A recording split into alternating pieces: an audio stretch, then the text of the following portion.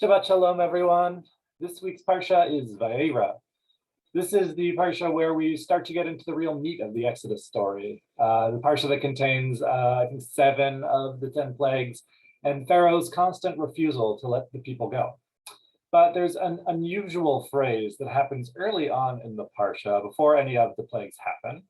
Right? So God has, at this point, instructed Moses to tell the people that God has heard their cries, and remember the covenant that they made with Abraham, with Yitzchak, and with Yaakov, and that God will take them out of Egypt with an outstretched arm and with many great judgments. And lastly, God will return the people to the land that they promised, right? So good. So Moses tells all of the people this, but they don't listen to him, right? Because in last week's Parsha, Moses has actually already spoken with Pharaoh one time, and it didn't go well. Right, and as a result, the people lost their allotment of straw. They had to gather the straw themselves, and the work became like harder and doubled. And so they were sort of demoralized, even though they were initially receptive to Moses when he first came to them last week and told them, that God had heard, their cries and he was going to redeem them. They were happy about it.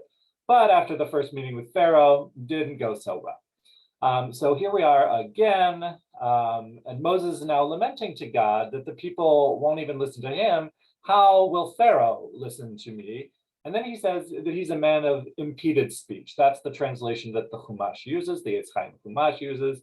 And it's a very interesting translation. And there are a couple of versions of it, but I have yet to see one with an actual translation of the phrase that it uses, which is arel svatayim. And that phrase means literally uncircumcised lips, right? So Moses is saying that I am a man of uncircumcised lips, right? That's interesting for a lot of reasons. So let's look at that. Back in Parshat Shemot, right? Moses meets God, for the first time, and God is telling him all of this. And Moses initially objects to God's choosing him, and he says, right? Lo ish dvarim anochi. I am not a man of words. I'm of slow of speech and slow of tongue, right? So Moses is trying to get out of doing it by coming up with this excuse, right? I'm not a man of words, and I have slow speech and a slow tongue. And it's that verse that seems to be the origin verse for that midrash that we all know, that God caused Moses to burn his tongue with hot coals to save him from being killed by Pharaoh. So here in the second try, he says, instead of that, he says, arel sfatayim, right? I am a man of uncircumcised lips. So what's the difference here between this time and the last time?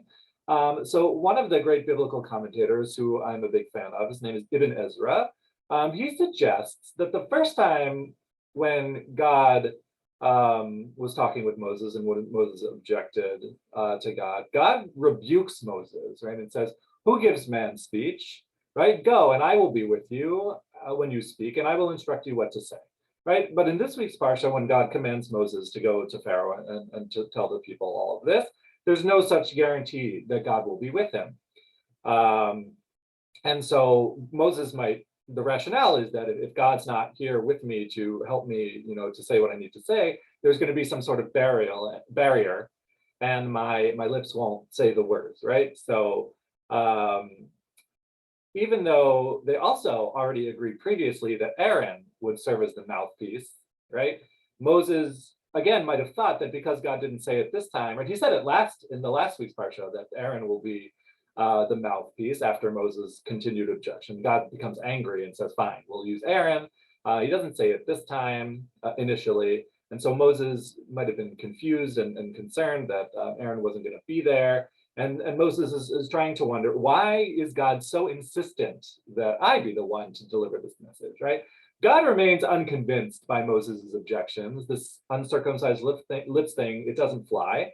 And God simply ignores Moses and tells him that, all right, you and Aaron are going to go and instruct the people that I'm going to deliver them from Egypt, and you're going to still have to go and talk to Pharaoh. Okay, so the thing that's striking to me about this situation is that Moses tries to object to God's orders by using what is potentially a disability for him.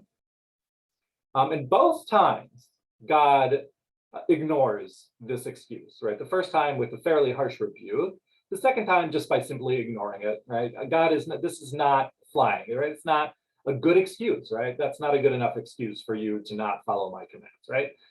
Is what God is thinking. So I think Moses, like the rest of us, suffers from, what do they call it? Imposter syndrome, right? And I'm not good enough for this. And Moses is probably his own harshest critic. Again, probably like the rest of us. The Torah constantly reminds us that Moses is a human being with many flaws, just like everyone. But those flaws do not negate Moses having a close personal relationship with God. God ignores the excuse because whatever our limitations are, God knows that God can help us to achieve great things. And so the next time you find yourself feeling insufficient or unable to perform a task that seems overwhelming, think of Moses and how God was able to help him overcome his feeling of inadequacy to become our greatest prophet. Shabbat Shalom.